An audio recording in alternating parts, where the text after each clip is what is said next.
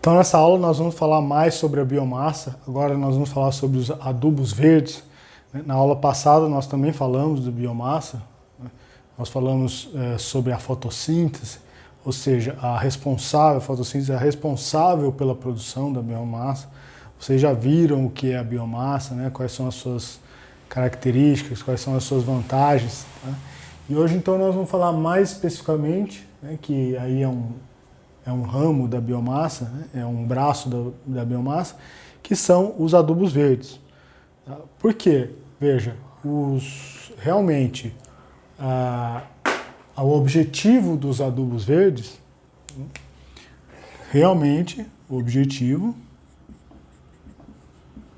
é realmente a produção de biomassa. Então nós já falamos, né, o que são os adubos verdes, mas a gente pode reforçar aqui os adubos verdes, que são plantas especializadas aí, né? Nós vamos falar no que elas são especializadas aqui, que ela tem diversos objetivos, mas são plantas que possuem características principais, né, de eu estar aí construindo, obtendo a biomassa. E ela geralmente são leguminosas e gramíneas, que tem aí funções complementares entre elas, e que ela sempre vai aí estar usando muito, né, muito utilizada aí para a produção da palhada, muito utilizada no plantio direto. Mas nós vamos ver que ela só não é usada só no plantio direto, ela existe, né, essa característica aí da produção da biomassa. Bom, então quando a gente diz, principalmente, o que ela vai ter? Ela vai aí estar, né, ajudando, principalmente, o que a gente diz, o solo. Por quê? Ela vai melhorar significativamente, ela vai trabalhar, como nós sempre dizemos, né, nas características físicas, químicas, mais uma vez, né, e biológicas do solo. Então isso é aí fato, realmente ela vai melhorar todos esses aspectos. E principalmente ela vai estar trazendo aí fertilidade,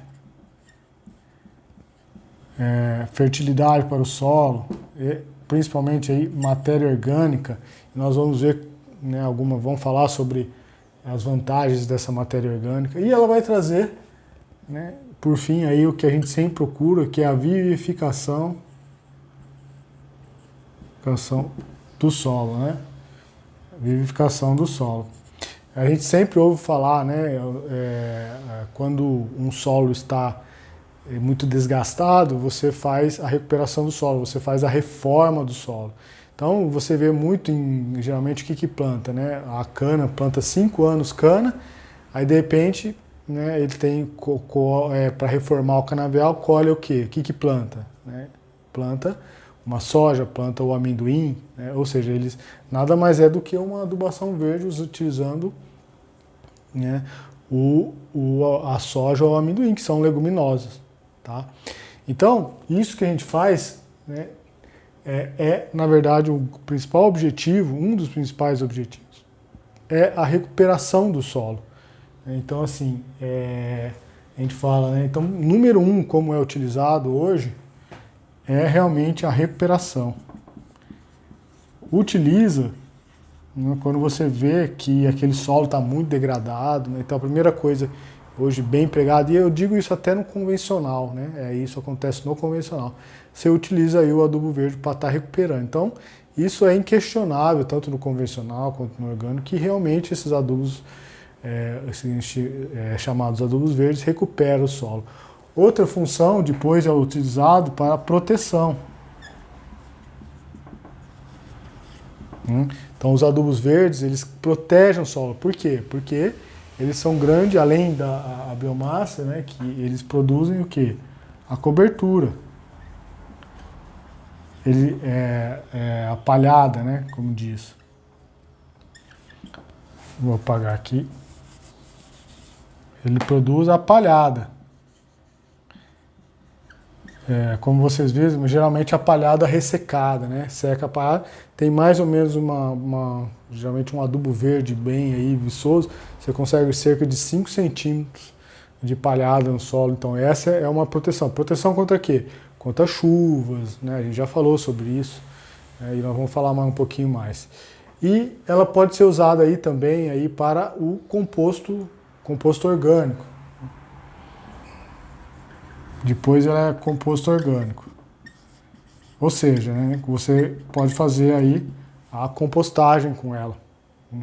Então você pode colher, de vez de você deixar no campo, você colhe ela e faz a compostagem com ela. Também é muito utilizada. Ela pode ser usada também, e é usada como alimentação animal. De repente aí na seca, você consegue aí estar tendo esse, mais no inverno, produzindo, você pode dar para comida para animal, não na seca, mas no período de inverno, né, eu estou dizendo. E ele é um grande aí, vamos colocar aí, controlador, mas pouco usado para isso, mas ele controla, né, pragas e doenças. Nós já falamos sobre isso. E vai controlar também, principalmente, as invasoras. As plantas invasoras. As plantas chamadas plantas daninhas. Então, veja, é uma série de vantagens aqui que se eu fosse ficar falando aqui, né, falaria horas aqui. Mas eu posso adiantar mais algumas, né, como por exemplo, vamos colocar mais algumas aí, vantagens físicas, aí é bom para vocês anotarem, né? Então, principalmente, né, aumento da matéria orgânica e todas as vantagens da matéria orgânica, né, como por exemplo, aumenta, vamos colocar aí, e colocar os aspectos físicos agora, então ele vai controlar a erosão, né, vai aumentar a CTC do solo, já que aumenta a matéria orgânica, ou seja, a capacidade de retenção dos nutrientes. Ela vai aumentar a capacidade, como você tem essa proteção, essa palhada, né, vamos colocar aqui, vamos fazer um desenho aqui. E aqui você coloca uma palhada aqui, né? Como eu falei para vocês, e é claro que você gera essa palhada depois que você pode tanto, né, passar a enxada rotativa, né, ou roçar essa área. Essas são as maneiras aí de estar. Então você tem um adubo verde à planta, existe a maneira, né, que o pessoal joga o herbicida no convencional, que não é o nosso caso, resseca todo e depois tomba ela. Você pode roçar, não precisa necessariamente você estar jogando herbicida. Tá? Nós temos técnicas aí que não precisa jogar o herbicida e você vai gerar esse palha e vai tombar praticamente esse adubo verde. E você vai gerar aqui uma palha, vai gerar essa palha, né? Geralmente de 5 centímetros aí, se você tiver uma boa produção aí de adubo verde. E então o que acontece? Essa palha, ela vai garantir, então, ela protege da chuva, né? Vai proteger a perda de água. Então, por quê? Como a água vai ficar mais presa aqui por causa que tem, né, o sol vai bater com maior dificuldade, que vai ressecar menos, o vento, né, vai proteger do sol, do vento. Então ele segura a umidade ali. E ele vai possibilitar aqui, então,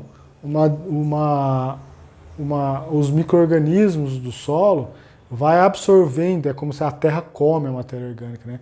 Então você não tem aquele problema de quando você coloca um adubo convencional, você coloca lá e você tem um grande banquete, né, da planta, ou seja, você coloca o NPK, ele tem 1 dia, 2 dias, 3 dias lá, muita comida. Né? Então é como se você tivesse muita comida para comer 3 dias, depois o mês inteiro você não tem comida. Então aqui não, aqui é como se você vai dando comida para a planta, para a terra, né, para os micro-organismos, devagarzinho, que é essa palhada. Entendeu? E aqui existem, então, isso é a importância da maior quantidade da microfauna, que são as minhocas, né, que são os besorrinhos, que eles vão pegando essa palha e vão jogando lá para baixo, vão pegando essa palha e vão jogando para baixo, né, vai fazendo essa decomposição. Entendeu? Então isso lentamente, enquanto isso vai protegendo o solo. Por quê? Porque depois, quando você for fazer o plantio direto, A hora que vai acabando essa palha, já existe a cultura na área. Então, aí quando já tem a cultura na área, aí pronto, aí já não precisa, né? Necessariamente, né, dessa palha aqui, porque já vai estar coberta a terra com a planta em questão. Então ela oscila menor a quantidade de oscilação de temperatura, né, que é prejudicial. Se você tem muita variação de temperatura, esquenta muito, esfria muito o solo, prejudica as raízes, né, prejudica toda a vida do solo também. Tá? Então existem plantas também aqui, do próprio adubo verde, que vão, né, tá aí, como a gente já falou, vai descompactar, né, o solo, vai com raízes bem profundas, como o guandu, que vai cortar, vai quebrar as partes compactadas do solo. Então ela tem essa capacidade de ir com a raiz lá embaixo e buscar os nutrientes da planta que foram se perdendo pela chuva, né, como eu disse, e traz, né, de volta para ela e incorpora novamente aí no solo, tá bom? Outra capacidade que ela tem alguns adubos verdes possuem a capacidade de soltar, né, de dissolubilizar o fósforo que está na terra. Então o fósforo é um nutriente que está preso, a gente chama que está fixado, é um dos nutrientes do NPK, né, está fixado na terra. Né? Então, apesar de você ter muito fósforo na terra, a planta não consegue absorver. E o que acontece? O adubo verde ele solta um ácido que faz esse fósforo solubilizar. Então são plantas aí especiais que fazem isso. Tá bom? Então essas são algumas características físicas. Agora a química, ela vai melhorar então a acidez do solo, né? Ou seja, vai diminuir a acidez, vai melhorar o pH, na verdade. Como eu falei, ela vai solubilizar o fósforo, ela vai aumentar os níveis de NPK, porque a palha traz a comida, né? Toda a comida que ela incorporou, ela vai trazer aí, vai aumentar os níveis de NPK. Aumenta a CTC, como eu falei, vai diminuir a toxicidade por alumínio, que é um problema muito sério em algumas regiões. Às vezes você não sabe, mas tem problema de alumínio ali, que é tóxico para a planta. E por fim, né, ele é um grande reciclador, né? O adubo verde é um grande reciclador. Então ele faz com que todos os nutrientes se reciclam, se reaproveitam. Né, todos essas nutrientes aí estão sempre reciclados. Né? E aí, por fim, né, queria mostrar a diferença, então, entre aqui, vamos considerar que essa seja uma leguminosa, que eu fiz aqui, e vamos fazer por exemplo, uma gramínea, né, que seria, por exemplo, um trigo, um centeio, né? Ou uma braquiária. Veja que elas têm raízes diferentes, né? São raízes fasciculadas, e aqui a leguminosa são raízes pivotantes, tá? Mas não é o que eu queria dizer é que aqui uma leguminosa e aqui uma gramínea. Mas o caso é o seguinte, as duas aqui são fixadoras de nitrogênio. Esse é um dado importantíssimo, né? Então elas fixam nitrogênio. Tá? Aqui sempre através de associações, né, nós vamos falar sobre os rizóbions, né, as bactérias, ou seja, são bactérias que se juntam, tanto a leguminosa quanto as gramíneas, a gente sabe que existe associações de bactérias. Então ela não fixa pela planta, não é a planta que fixa, mas são as bactérias associadas nas raízes que vão fixar aí todo o nitrogênio do solo, tanto da leguminosa quanto da gramínea. Então é claro, né, que antes de você instalar qualquer cultivo, você vai plantar o adubo verde e vai estar aí roçando, tombando ele, né? Ou você, claro que você pode aí estar utilizando ele como consórcio, que é uma das próximas aulas que a gente vai falar. Você vai poder consorciar, ou seja, plantar o adubo verde junto com a cultura comercial. Bom, então, também só para terminar, antes de mostrar, vou mostrar algumas espécies para vocês agora. Lembrando que você pode aí, vou mostrar várias espécies que você pode estar também misturando essas espécies. Né? Então, o que a gente chama de coquetel, né? Você pode fazer um coquetel. O que é o coquetel? Você tem aí cerca de 12 principais aí, adubos verdes, plantas, e aí você vai colocando mais umas 8, 7, 8, entendeu? Então aí chega a 18, 20 tipos diferentes, você mistura todas essas sementes e joga, né, a lanço.